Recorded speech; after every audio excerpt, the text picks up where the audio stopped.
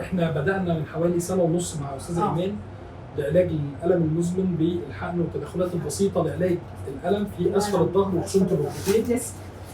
كان عندها انزلاق غضروفي بيسمع في الرجلين الاثنين وفي الفخذ واسفل الركبه، تنميل وانقباضات في العضلات، وكان عندها برضه خشونه في الركبتين. بدانا اول حاجه خالص بالحقن البسيط والاجراءات البسيطه. الحقيقه فضلنا ماشيين في العلاج التحفظي فتره، ما بين انقاص الوزن يزيد سنه، ما بين الالم نزلني صراحه، نزلني في الوزن اكتر من 10 كيلو. قال لي عشان ضهرك وعشان رجليكي.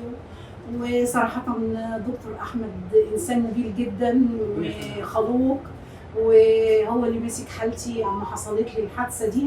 أمانة الله أمانة الله، ما شفتش واحد زيه بيتعامل معايا كأخته كصديقة له. ما خدش مني فلوس كتير قوي.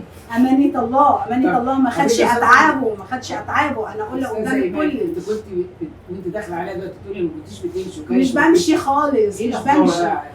لا دلوقتي أنا بقوم أقف عادي، بوطي، بتحرك.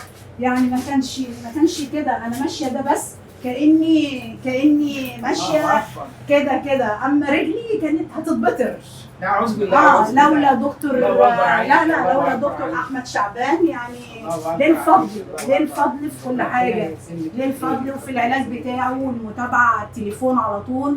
اتصل بيه في اي وقت بيرد عليا، حتى لو كان بره هنا بيرد عليا. شعبان استاذ صراحه علاج الم واستاذنا كلنا. لا انا كنت فين؟ وشايلين مسؤوليه الصعيد كلها. والله يا دكتور انا كنت فين؟ انا كنت واحده معدمه. لا بعد الشر عليك. والله هي بس بتاع الحاله النفسيه، والمريض بيبقى خايف ان هو ممكن ما يتعالجش. لا هو كان بيشجعني يقول لي واحده هتبتدي كويسه. اقول له رجلي شويه، رجلي كذا. قال لي ظهرك عامل ايه؟ اقول له كويس جدا جدا جدا. كنت بحس بألم رهيب بيخليني اصرخ، ولا اعرف انام يمين ولا شمال ولا اي حاجه.